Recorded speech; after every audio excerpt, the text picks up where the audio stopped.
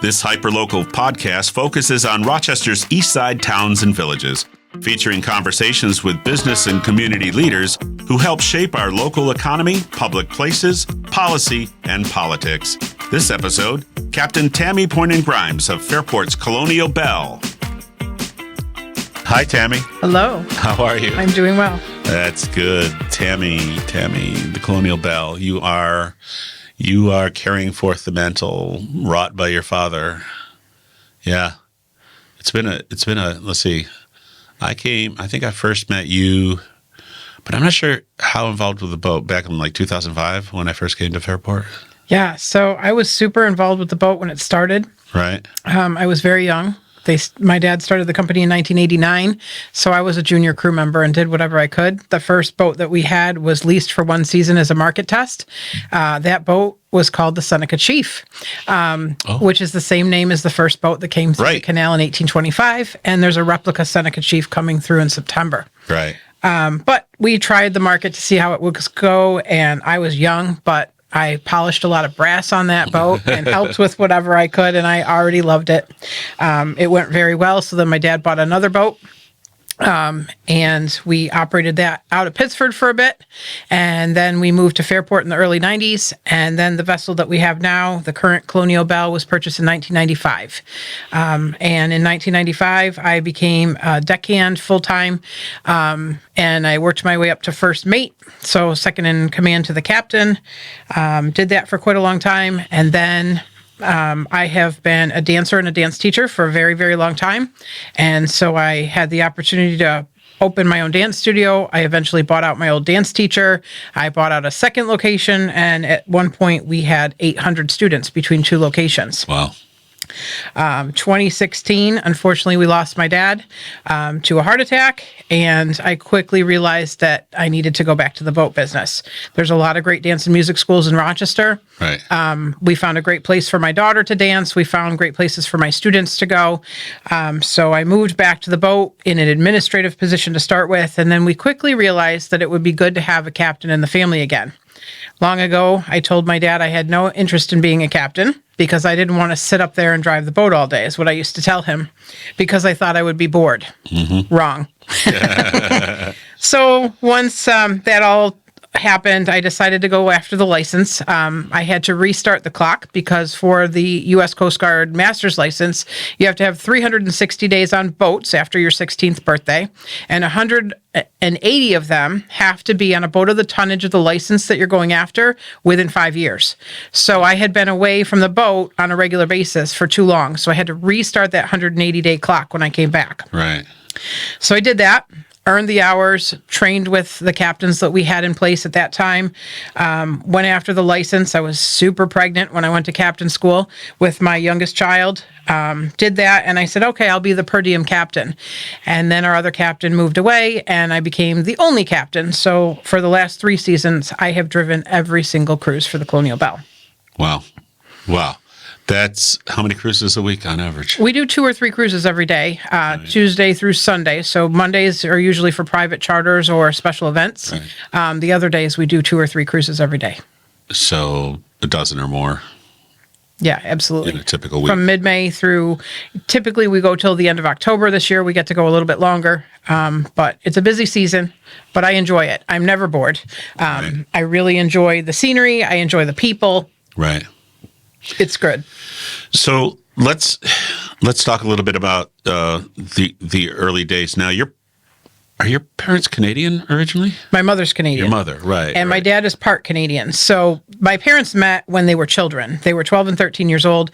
My mom's parents owned a resort camp with a whole bunch of little cottages on site that they rented out to people. There was a main lodge. My grandmother did all the cooking for the meals for all of those people. They had fishing tours, all that kind of thing. My dad's family had family up in that area, cousins and things like that. So they decided to purchase a cottage up there too. And they were the next door neighbors of my other grandparents. So my grandparents were very, very good friends, both sides. My parents were really good friends from the time they were 12 and 13. They started dating in college, and they were married for just under 50 years when my dad passed away. Wow. And they operated the business together. My mom ran the office. My dad ran the boat. Right. And then we had other family members involved as well. Right. And that's that was the situation when I came to Fairport to take over the partnership.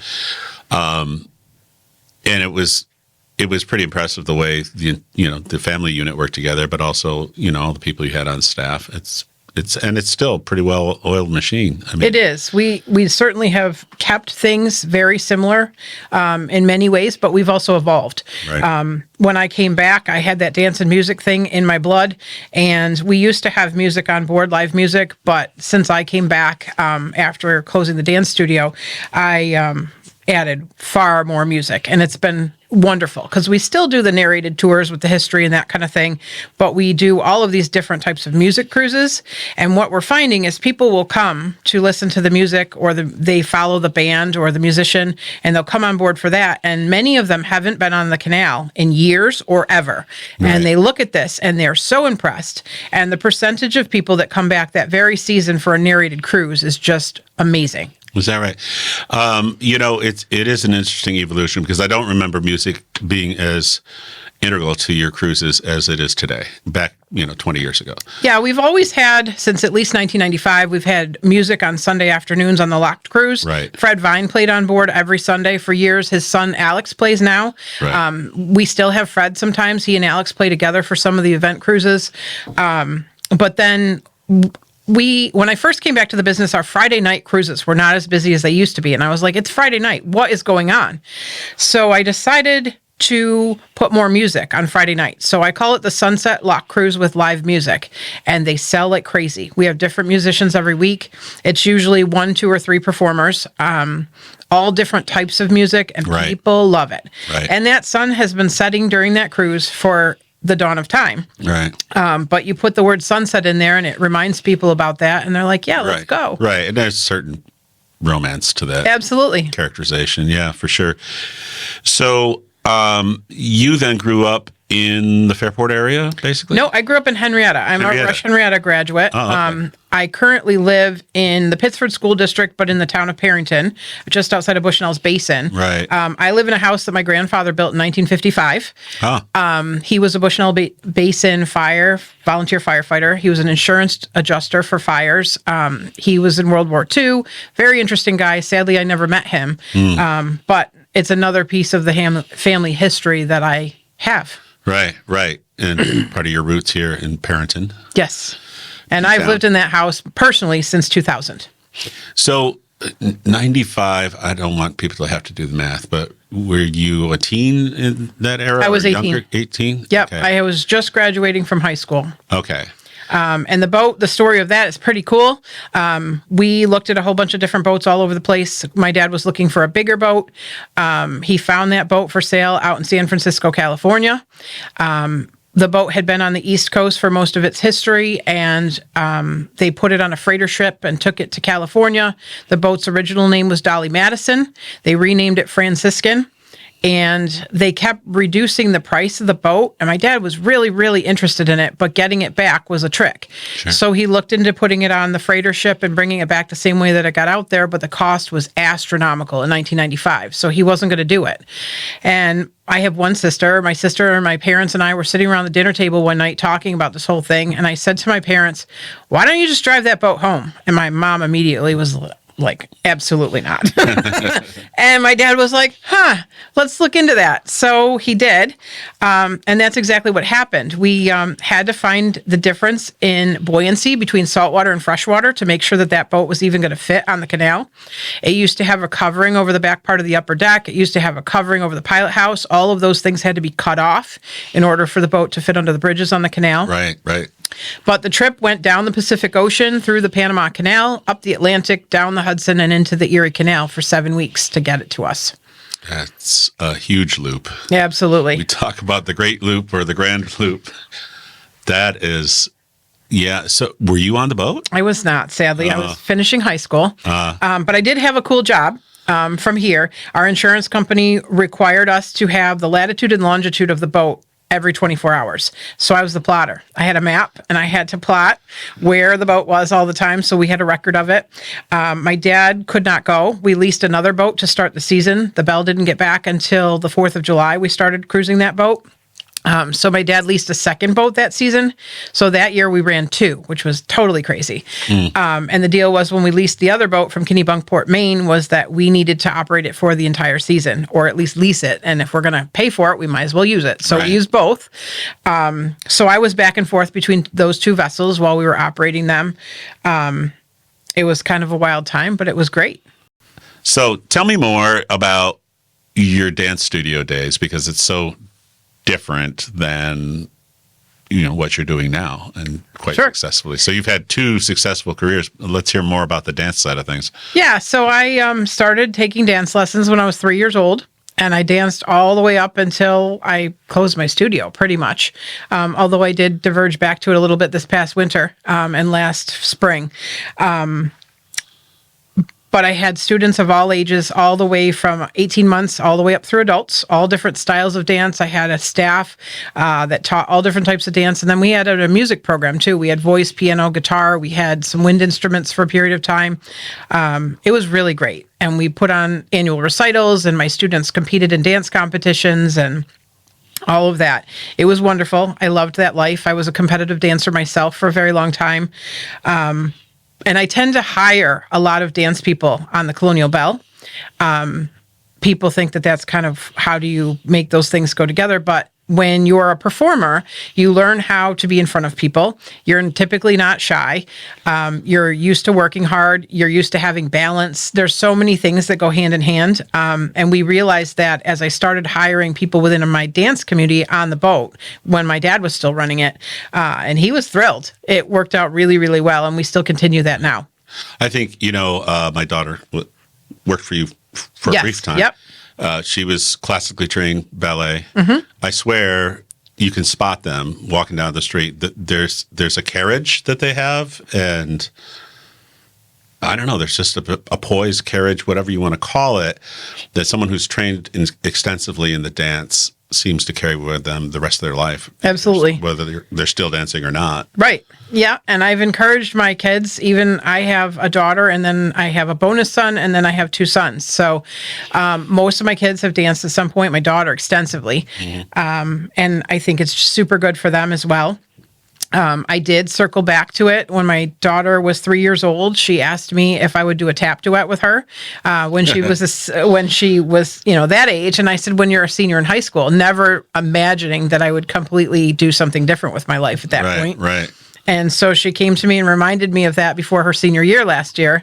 And I said, okay. So I was back in the dance studio, and her teacher choreographed a really great duet for us. It was short, but we did it in 3 recitals, and I did it between boat cruises. We had one cruise that I, scheduled we wouldn't have a cruise, but one day on the Saturday, I did a recital. I was in the beginning of the show. I left and drove a 3-hour cruise through the lock and back, ran back to the second recital, did another performance. It was literally having my worlds collide, but it was really fun.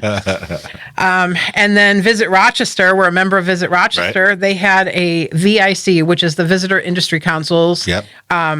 For the Christmas one or the December meeting, they had VIC's Got Talent, and they had different members show their talents. And I didn't realize this when I decided we would do this, that it was a competition. So we had folks that were doing ballroom dancing. They did a wine tasting one. There was one that was like a fashion show. My daughter and I did our tap duet. And Maddie and I, my daughter, we won the talent competition, which I was not expecting. So after all of those years of competitive dance at this age, I've won a trophy again. Oh, that's a great story. And it's, what's very evident here is the importance of family in your life. Absolutely. You talk about your grandparents, and you're living in the house that your grandfather built. Obviously, you're very close to your parents, especially in the boating business. So you come forward here, and now you are the captain of the Belle. You are essentially GM of the entire operation, yeah? Yes, yep. I wear a lot of hats within Colonial Belle. We're a small family business, so that's how we've always operated. I do a little bit of what I used to do as a first mate manager type position, but I have hired other staff that do some of those roles, but some of them I kept. I do some of what my mom used to do, running the office, but I have 8 to 10 office staff members during our operating season. But in the off season, I do a lot of that myself. And then my dad was our main captain for many years, and that I literally took the wheel. Well, so there you are. You're now the chief, and coinciding with some of that is some real challenges that we all faced with COVID, and how that obviously you have an upper deck that's open, you have a main deck that's closed, and here comes COVID. How did you make it through it? Honestly, I mean, with the restrictions on, I used to say limiting your passenger numbers and. Yeah, it was a wild time. I used to say that if my dad or somebody had written a boat on how to run our business, you had to just throw it in the canal in 2020, because we had to just completely, constantly pivot, re-evolve, do what we needed to do. First of all, the canal didn't open till the 4th of July, and it closed in mid-October. So we were in the dry dock and couldn't leave. So even if we wanted to go, if we were allowed to go without the canal water, we were going nowhere. So that was really hard, to be having really nice weather outside, the boat stuck in the dry dock and not able to do anything. But we pushed and pushed. Some of the other organizations that I'm in leadership roles in, we helped, advocate to try to get the canal open. Boating was something that people could do away from each other, socially distanced, those kinds of things. Stick with your own family, get on a boat, whatever. But even on the Belle, because the boat is so large, there were some tour boats within New York State that couldn't operate because they were just too small. They couldn't separate people. But we did not have our out-of-state tourists. We did not have our international tourists. We were down to half capacity. We had to have people 6 feet apart with masks on, that whole bit. The rules changed sometimes in the middle of a cruise. I was a first mate at that point, regaining my hours with another captain driving the boat. But literally we'd be underway and something would change, and I'd have to figure out how to make it happen. We were able to have live music on board, which live music in 2020, there were very few places that could still do that. Right. Our upper deck is completely open, and we were able to put the musicians, at first they needed to be 6 feet away, but then it changed and they had to be 12 feet away. And we had a cruise with music the next day after the 12-foot rule came, and I was really stressed out figuring out how we were going to do this. And so I woke up at 3 a.m. and I woke my husband up and I said, I figured it out. We had a bunch of chairs on board for the number, we can carry 149 passengers, but we were down to about 75. We don't need all those chairs. So I said, let's take those off. The life jacket boxes that are in the stern or the back of the boat, we'll move those to where those chairs were, and then we will have 12 feet. And I said, I need you to come to the boat with me a little bit early. I call my husband my other 8 arms. He has so many things that he does to help. And he's like, okay. So we moved the life jacket boxes, got those chairs off, and we then had 12 feet. So we made it happen. There was the rule where you had to have food with your alcoholic drink. We don't have a kitchen on the boat. So I was like, how the heck are we going to do that? And I was like, well, we have lots of snacks. We're good. Well, then it turned into you have to have a meal. So we started serving pizza. We had pizza on basically every cruise because pizza is considered a meal. Right. I do. So just, thinking outside of the normal box of what we always did and trying to figure out how to make it happen and just moving forward. But there are definitely other tour boats. I'm the president of the New York State Tour Boat Association, and there are some other boats based on where they're located. If they're almost all tourists that they weren't getting, it wasn't going to be worth it for them. It would be more expensive to operate than it would to just stay on shore. Right. So there were several that just took the year off, which we didn't. And thankfully, we were able to get some funding from the federal government and the state. We got a grant through ESL that was for minorities and women-owned businesses, those kinds of things. And those help us stay alive. I had never written a grant in my life, but I learned real quick in 2020, and we were very successful with some of those. Right. Yeah, the partnership, we had to get a hold of some of those funds too to keep it going, because without the fundraisers that we would usually do, which are high density Absolutely. Events, where was the money coming from? Right. So yeah, that that really saved that not-for-profit and still runs today.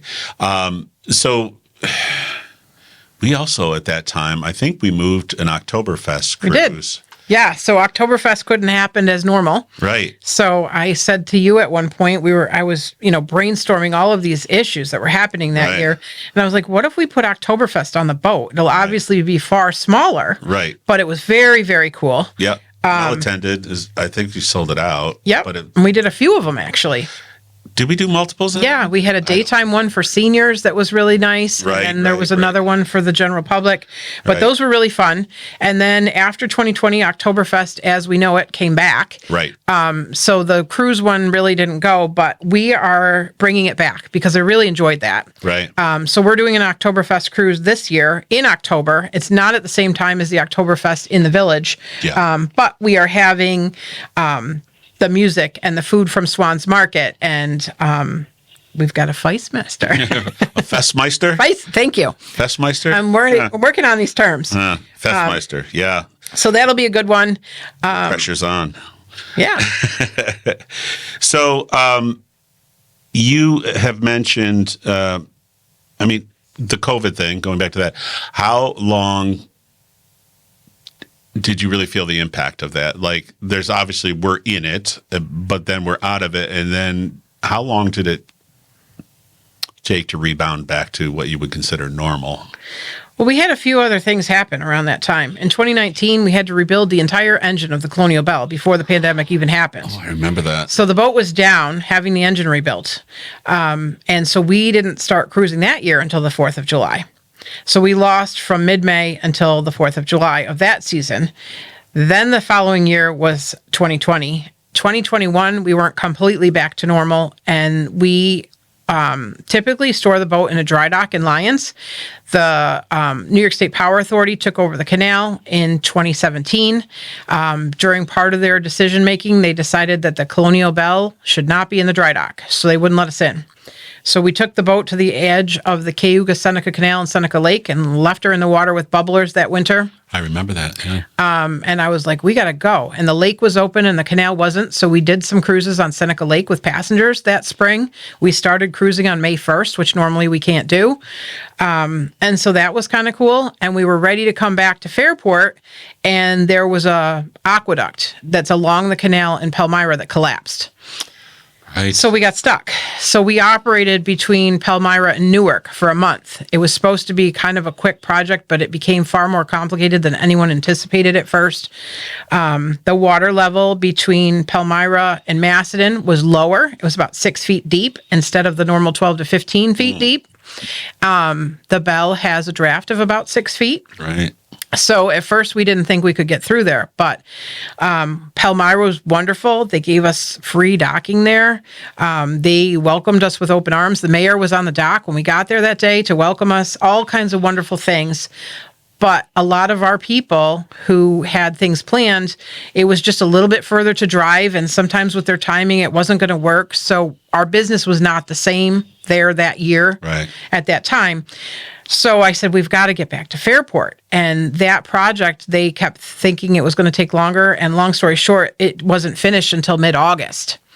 And I said, we've got to get this Belle home. So one of the ways that I make decisions when I have the time to do so is I reach out to everybody that I know that might know something about something. So I reached out to other tour boat operators, tugboat operators, friends in the business, engineers, everybody I could think of.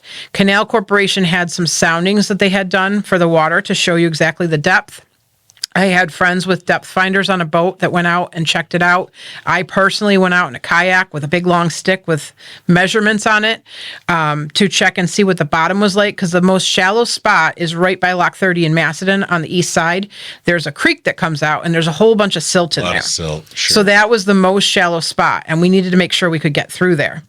The other thing that happens is that the Belle, when it goes under power, the stern of the back end kind of sits down into the water. Right. But if she's just there, she floats. So I called my friends at Towboat US. They put a bridle on the front of the Belle, and they towed her down the canal for us. We still had the engine running, and we were able to steer and everything. But by not being under her own power, it didn't sink down for that purpose. Right. The towboat also had a depth finder on it, so they were able to look for the very best water, and they came from the west to the east to get us, so they picked the best water on the way there. And we weren't sure it was going to work. It was about a little over a mile stretch. And the plan was, if it didn't work, they would just pull us back to Palmyra. But at that point, I said, we've got to try this. Right. So we did, and it worked. And so we got to Macedon, and then we got we brought her home to Fairport and then kept cruising. But again, it was 2021. So some people were still not traveling, et cetera. There were still some rules in place. Oh, yeah. But then once we evolved to the next year, things started coming back to a little bit more normal. And now here we are, 2025. And last year was a good year for us. Bookings were really good. Our riders, passengers numbers were great. But now we're going into 2025, and it also coincides with the 200th anniversary of the opening of the original Erie Canal. Right. So bicentennial year. Right. And our bookings are phenomenal. Good. We are breaking records for our preseason bookings. We have some of our event cruises that are already nearly sold out. Wonderful. We have a lot of charters booked. And one of the other things that I love to see is we see lots of bookings for bus tours. We traditionally have done a lot of bus tours, but 2020 we had 0, and they're slowly coming back. But this year, because of the bicentennial is part of it. But there's also people that contact us and they have no idea about this bicentennial. And I mention it when they're booking a group, and they're like, wow, that's even better. So right. Very cool. So buses always were a very big part of this pre-COVID. Yes. So they're coming back. Yes. Yeah, I think one of the things that obviously helped. So Fairport established a development strategy in the late 90s, not kind of coinciding with you guys developing what you were doing, which said we're going to make Fairport an entertainment and dining destination, and tourism is a huge part of that. And Visit Rochester, obviously, that's something I was very involved in during my period with the partnership. Was one of the founders, along with you, of Canal New York Marketing and Business Alliance. And these entities today are still at it, trying to elevate the level of tourism along the entire canal corridor. Is there still, we've often talked about this, especially with the construction of what is the barge canal today, a little more than a century ago it was completed. And that was done to expand the width and depth of the canal so bigger barges could move more goods, and essentially it was driven by railroad competition at the time. So how are we going to beat the railroads? Well, make it bigger. When that happened, they integrated a lot of the rivers on the east end in particular. They integrated Oneida Lake, and the traditional canal town look, feel, and structures really stopped to exist in those areas. I mean, now those are as much river towns as they are canal towns. But here on the central to western end, still very much the canal town feel that it originally had. Absolutely. And I think that's a huge marketing advantage for the Western Erie Canal in particular. Do you still, when I was involved, it seemed that there wasn't as much enthusiasm or involvement from the eastern end of the canal, Mohawk Valley kind of stretch, the river stretches basically, as there is on the very eastern end and certainly central to the western end. Is that still the case? It's more evolving, I would say. One of the things that I tell people about the New York State Canal System is that you can go anywhere on the canal and have a completely different experience. Yeah. There's another tour boat operation that operates out of Pittsford. Cornhill Navigation has the Sam Patch, and then they have the Rivery down at Cornhill. Yeah. We're kind of in the same area, and people are like, "Oh, they're your competition." Well, yes and no, because we do very different things. The boats are very different size. Yeah, very different. So your experience going on one versus another is a very, very different experience. If you go in your own private boat, it's going to be a different experience than a kayak.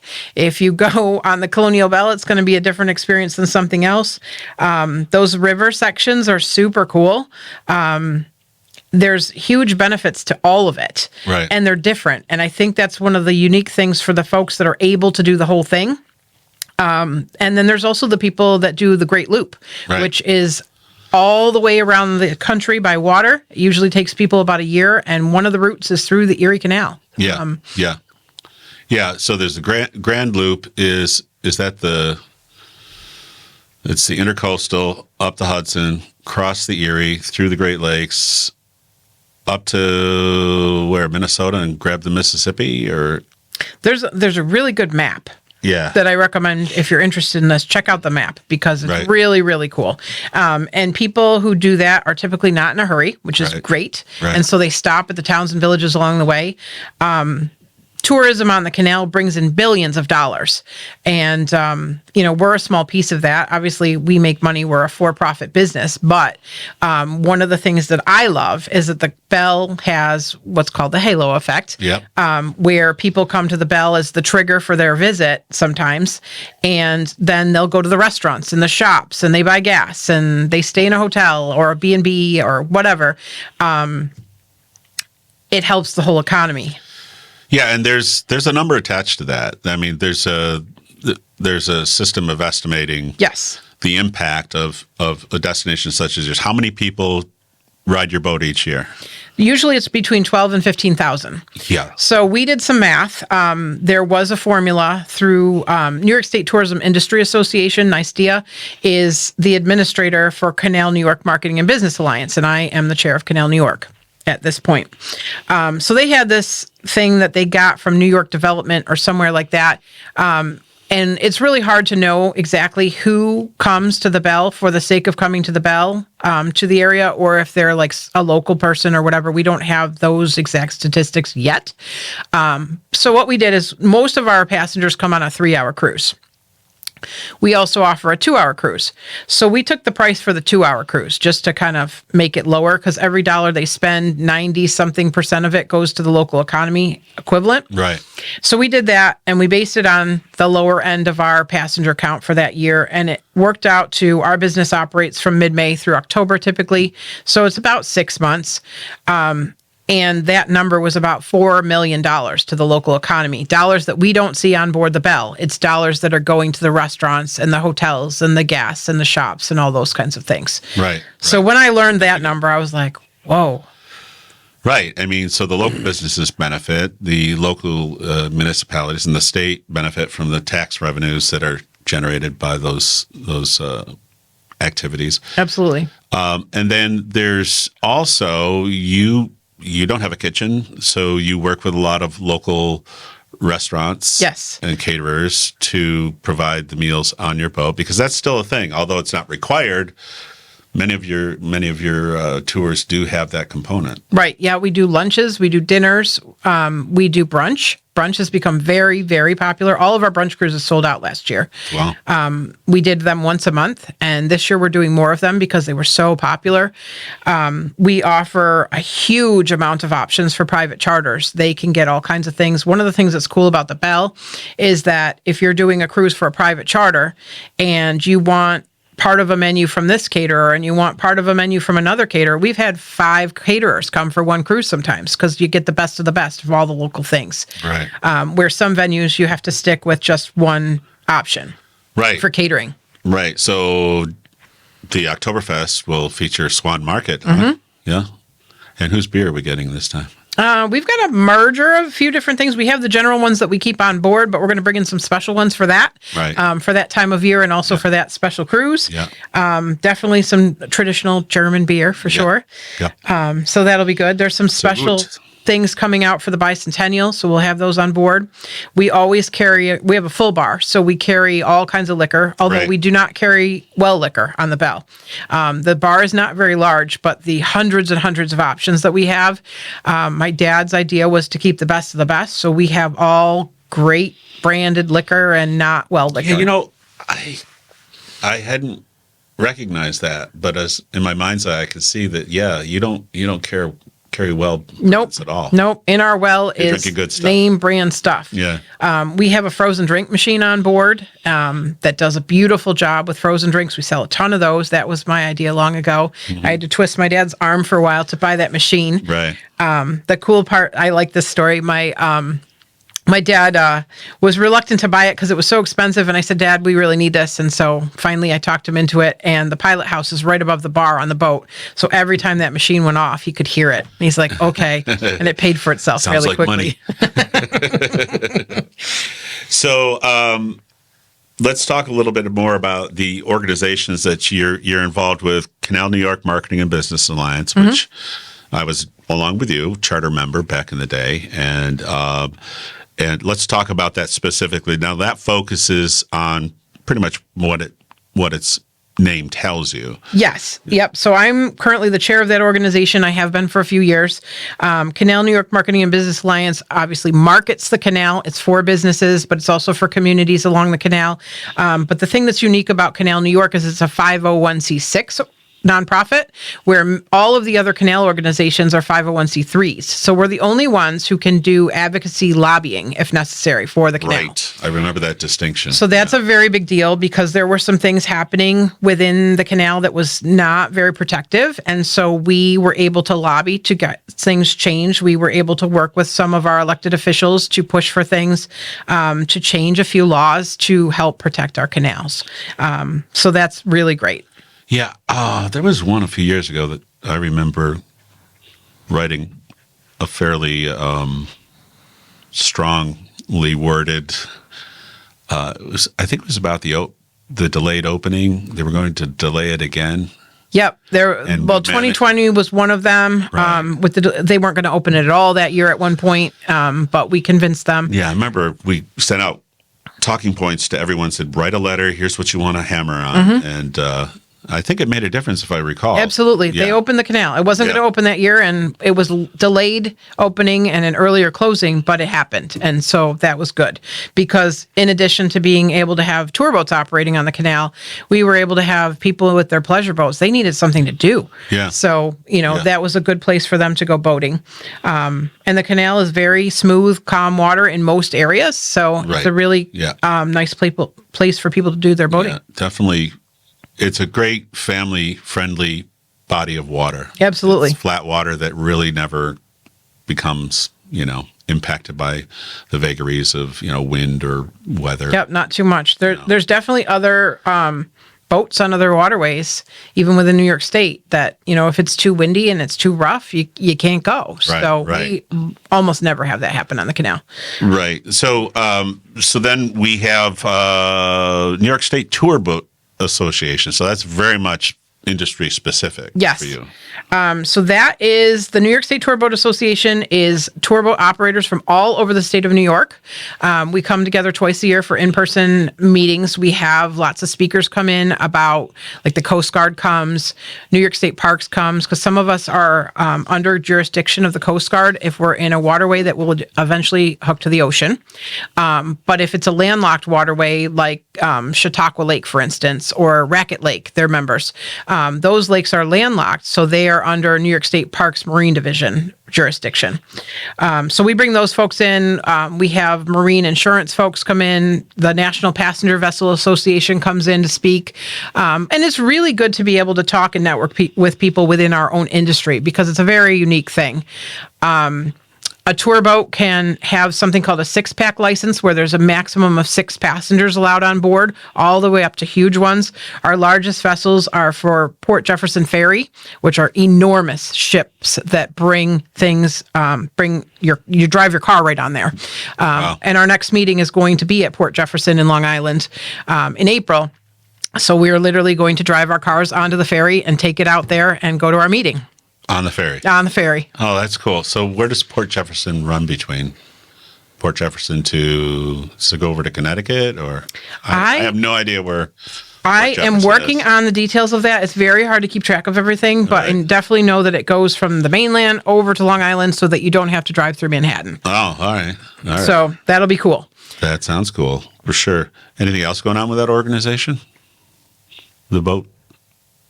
The Tour Boat Association. Yeah. We're just trying to promote going on boats. We did ad last year in Bus Tour magazine, which maybe that's part of the reason we're getting some more bus tours on our boat. Oh, good idea.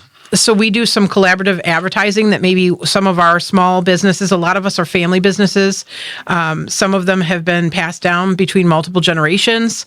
Some of them are new. We get people that are new to our industry, and this is a lot. So it's great to have people that can help you. Right.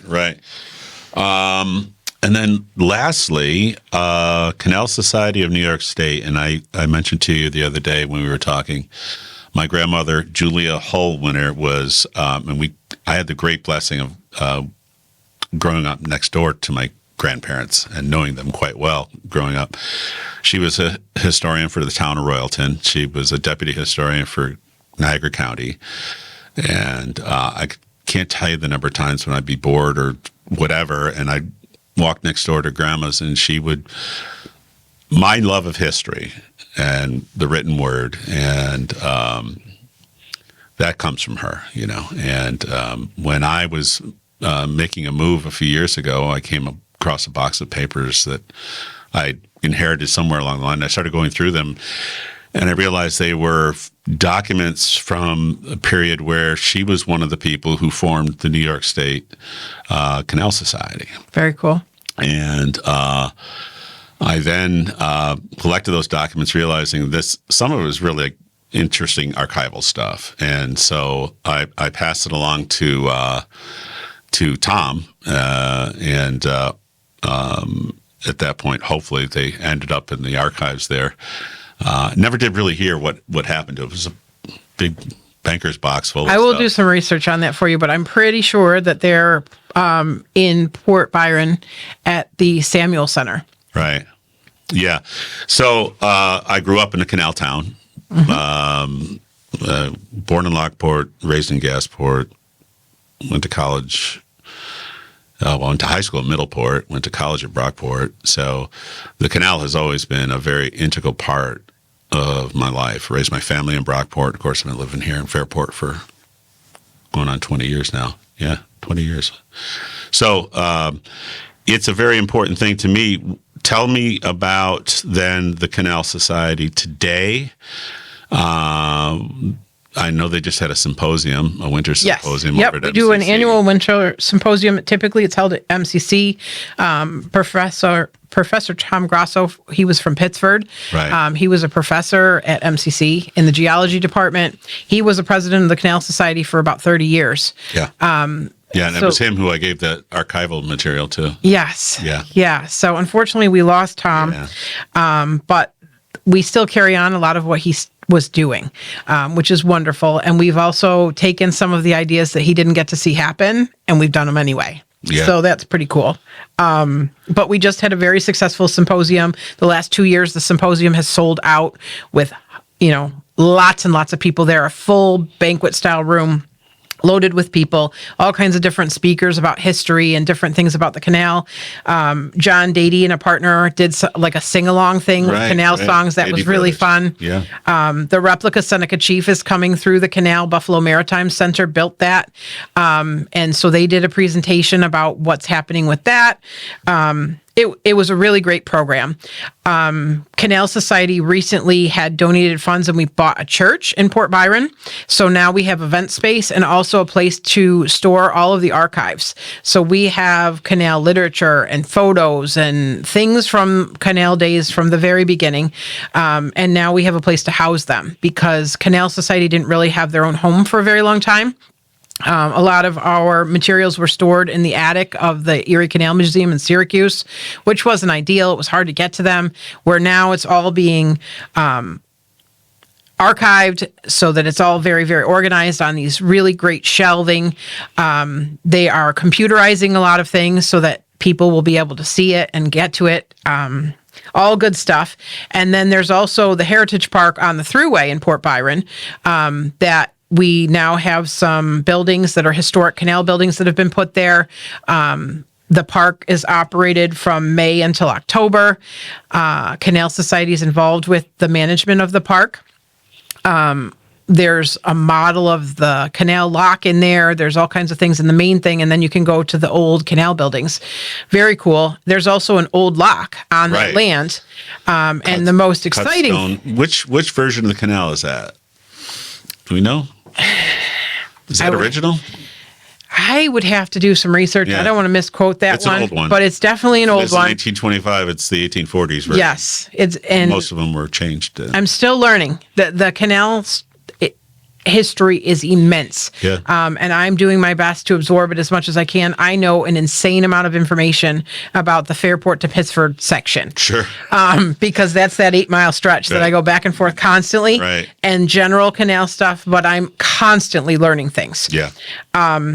The other thing that Canal Society has is the Lois McClure replica canal schooner. Right. Was at the New York State Museum in Vermont, and they didn't want it anymore, and this whole thing happened, and we ended up getting all kinds of donations. The boat was moved from Vermont to, we stored it at the Cayuga Lake Beacon Bay Marina for the first winter. Then we had to get it out of there because they needed the space at the marina for the operating season. So Seneca Falls let us keep the Lois McClure on the wall there near the Women's Rights Museum for the season. And then this fall, we moved it up to the Montezuma area, had it lifted with a crane onto land, and that's where it is now. And then the next step is we're going to have it moved to the Port Byron Heritage Park, and it'll be in that lock there. And that should actually set it in the lock. Yes. Yeah, that's great. So that's going to be happening late April, early May, the move. We just got some go-aheads from the Thruway Authority and things like that. It's going to be a very big deal. Very great thing for people to come and see. And we're grateful that vessel, even though it won't be operating on the water anymore, it'll be able to be around for people to see for a very long time. Right. That's wonderful. That's great stuff. My grandmother is very happy, I'm sure. Good. Yeah. I think there's a lot of people that are very happy about that project. Her family emigrated from New England in the early 1800s, and the canal is integrated in that. Her father and grandfather, they were Quakers, and her grandfather was the minister, but also a very intelligent fellow. They were all like engineer types. They started a company called Friend. Well, first they were bicycle makers, and then they started a company called Friend Manufacturing in Gasport, where they made agricultural sprayers. First hand pumps and 30 or 50 gallon wood stave barrels on wheels that you'd take around and spray your orchard with. And then they built their own hit and miss single stroke engine to, gasoline powered, to really ramp up the capacity, big, 500 gallon tanks and all this. These things were built in Gasport from 1900 through World War II. And actually Friend was around till probably the 80s. And shipping goods, the railroad was there by that time, and the factories were right by the railroad, but they also did a lot of business on the canal, which was right there as well. So for my family and my heritage and my ancestors, the canal was the source of everything for them. There was a packet boat in the family, a packet boat captain in the family line, so there's a real... a very serious connection in my lineage to the canal, and I don't. It's a very grounding thing. But here's the real question, Tammee: have you swam in the canal? So the Coast Guard, when we did man overboard drills, which we have to do every month. Okay. We also train all of our new staff on what to do if someone were to go overboard. It's a requirement. And even if it wasn't a requirement, I'd do it anyway because it's super important. But back in the day, when someone went overboard, a crew member would need to go into the water. And the Coast Guard years ago got this floating dummy that's named Oscar. They still have them. And when they first got Oscar, they threw it in the water and someone had to retrieve it. So we were doing our annual inspection, and you have to demonstrate the drills as well during that inspection. So I was the first person to rescue Oscar that had been the Oscar for our So our section of the canal under the Coast Guard jurisdiction goes from Buffalo all the way to Erie, Pennsylvania. So I was the first one in that whole stretch to rescue Oscar.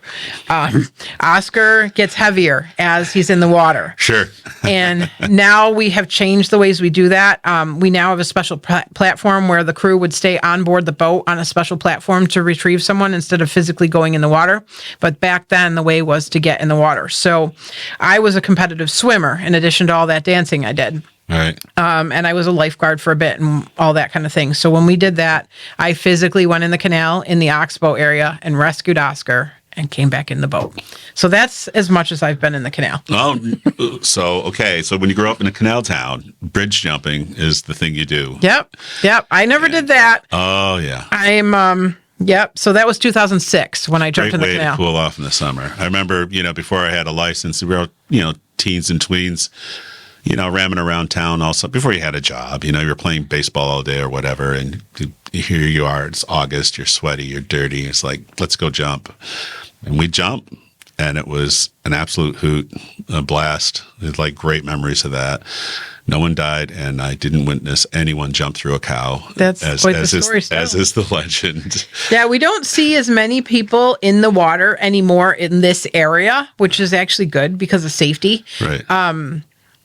People have done it a lot, but jumping off of bridges, you can't see in the water a lot, so you could jump on a log or something like that. And the most dangerous thing is if you jump and then a boat comes. There's also a current in the canal that not everyone's aware of. And it changes. Depending on if they're dumping the lock and those kinds of things. Right. The Colonial Belle weighs over 110 tons. And when the Pittsford Lock, 8 miles away, when that water gets to us, the bell moves. Wow. Yeah. So the stretch I was in, there was no lock. Well, the nearest lock was in Lockport, the big ones. But that was 7 miles away.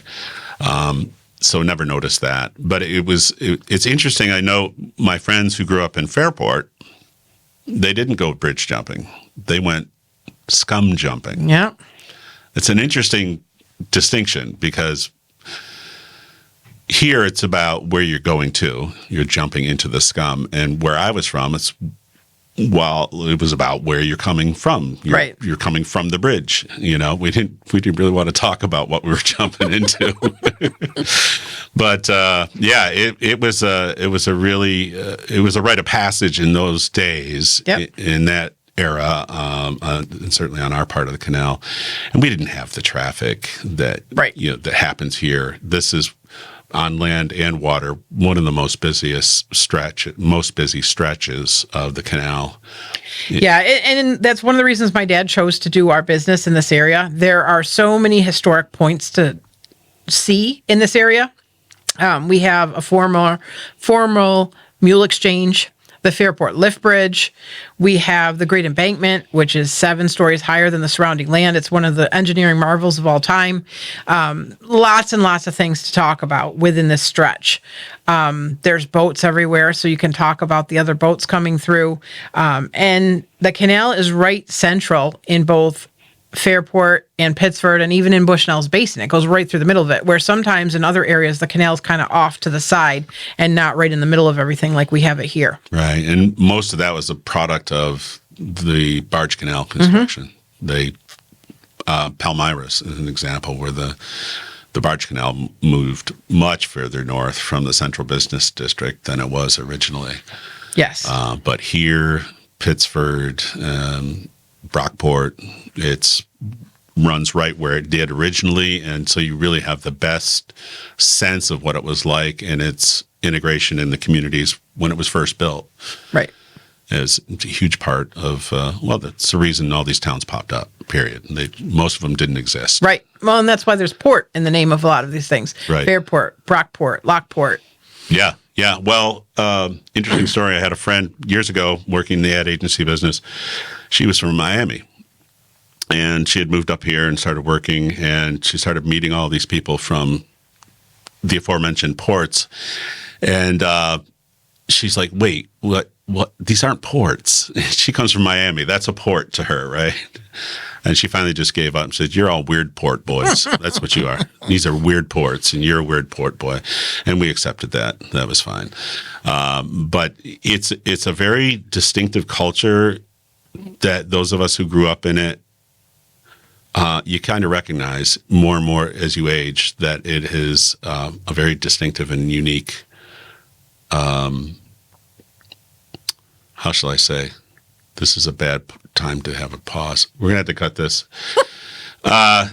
No, but I think the culture that developed along the canal is unique in every way, because there's like the transient populations originally that were coming, the boaters themselves, and then you have the industries and the commercial enterprises that sprung up and created commercial hubs. And today, that's most of that has gone away. So the canal today is mainly used for recreational purposes. Right. There's still a handful of tour boats like us, but we also are seeing a comeback with commercial shipping, which is very, very exciting. We had some tanks for Genesee Brewery that came through the system in 2017.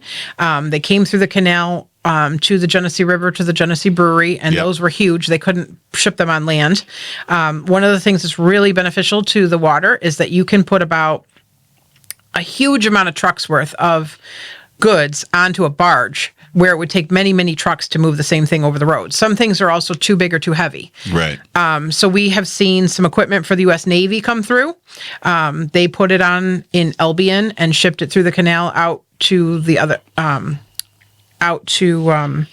Waterford area, out through the canal at that end. And then just last year, we had parts of the new pedestrian bridge for Buffalo that went through the entire canal end to end, which we hadn't seen major commercial shipping like that in a very long time. And they shipped on 2 different barges pushed by one tug back and forth. Those Buffalo bridge pieces all the way through the canal. And we passed them several times while we were underway. The Belle is usually the largest thing out there, unless the Canal Corporation comes through with a barge or something like that. Right. But those Buffalo barges with that heavy bridge on it, and the tug pushing it, those were big. So, what do you see the future holding for the Belle and the canal at this point? What do you anticipate? Any changes, growth? I think 2025 is going to be a huge year with the bicentennial, based on what we're already seeing and the excitement. So that's awesome. But I think what happens too is people find the canal and then they love it and then they come back. One of the things that happened in 2020 is that people from New York City could not go to other states and places where they normally went for travel. They found the canal. They found the Finger Lakes and they like it and they're coming back. So that is really cool. And I think the more people that come to the areas and to the canal itself, they'll be back because it's really awesome. Yeah, good. So that's near term. Yep. What do you see long term? Is the state still fully committed to the operation of the canal? Because that question seems to crop up every few years. It does. Since the Power Authority took over, they're putting in a lot of money into refurbishing locks that haven't been done in hundreds of years in some cases. They are working really hard on the infrastructure to keep it up and running. And I don't think that if they weren't going to keep it going, they would be spending that kind of money on it and putting that much time and effort into it. So I think our plan for the future is good. They did a plan that is going to be released very soon about the canal in the future and that kind of thing. So they're looking forward. And so they're talking about the next 100 years. And those are really good things to hear. They're talking a lot about end-to-end navigation. There was some talk years ago about splitting the canal up, and I keep hearing end-to-end navigation, and that's what I want to hear. Yeah. So good things. I think the canal will continue. I'm looking to inspire younger folks to be interested in the canal. One of the things we do and many other tour boats do is we bring 4th graders on the boat. Sometimes there are other age levels, but 4th graders study New York State history in the Erie Canal. Last year, we carried about 3,000 4th graders on the Colonial Belle in the spring, within 4 weeks of time or so. Right. And they're so excited, and we get them interested in what they have right here in their backyard. So generationally, you're second generation. Yeah. Yep. So I'm second generation. Is your daughter going to? So my daughter is a biology pre-med in college, major. So she is going down the route to become a surgeon, hopefully. That's her goal right now. But she still works on the boat as a deckhand. She's very interested in the business, so she will have a hand in it somehow. We don't know how that'll be exactly. But then there's 3 boys. And then my sister has a couple of children, so I don't know if they'll be interested. They're still young. My 10-year-old is a 4th grader this year, which is super exciting during this bicentennial year. He comes on board a lot. He loves the boat, he just sits with me in the pilot house sometimes, and that's really cool. And my little one says that he owns the boat. He's almost 6. And he's constantly saying, Mom, there's people on my boat. Mom, you drove my boat to the office, meaning that I brought it from the dry dock back to near the office, that kind of thing. So he loves the boat, and I've been teaching them real young. My little one, during 2020, we were doing some maintenance on the boat because we had time. And so we were out at the dry dock a lot. With the welders and things like that for the work we were doing, and we had to be there as a safety watch. So we had the kids with us a lot. And my little one, we're trying to entertain him. And we taught him bow and stern and port and starboard. And, you start teaching them real early. It's part of their knowledge permanently. Right. Well, that's great.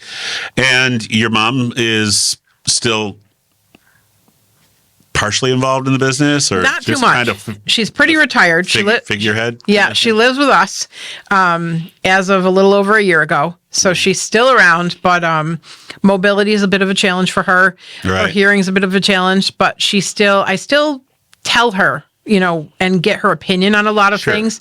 And it's really nice to have a resource of someone that remembers things about how we did this or what happened when blah, blah, blah.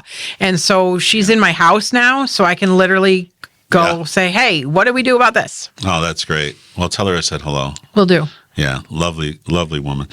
So thank you for joining me today. Yeah, I appreciate it. You were very interesting to talk to. I think the importance of the Belle to the local economy really can't be overstated. And I know there have been some challenges along the way, but you fought through them each in their turn and come out looking good. So yeah, I don't quit easily. So there's that.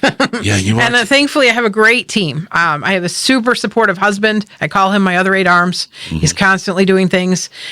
We have other family members, and all of the staff that we hire, they end up being just like family. So those are really good resources. And then within all the industries, we have lots and lots of great network. So it keeps us in a good place. Well, thanks for doing what you're doing. Thanks for the impacts it has on our local economy. But to me, probably more important than anything is that you are keeping the history of the canal alive and making new history in doing so. And that I really appreciate probably more than anything else. It's a vital waterway. It made a huge difference in the development of our country. People don't necessarily appreciate that. And keeping it today as a primarily a recreational waterway is just fine because it touches so many communities on the 300 and how many miles stretch? Yeah, so the whole entire system is over 500 miles because they include Champlain, Oswego, the Cayuga-Seneca Canal, and then Cayuga and Seneca Lakes are also considered part of the New York State Canal System. So it's a lot of water. That spikes your numbers right there. Yep. Well, listen, thanks so much for stopping in today. I appreciate it, and good luck this season. Thank you. And I'll see you in July and October. There you go. Get on board. All right.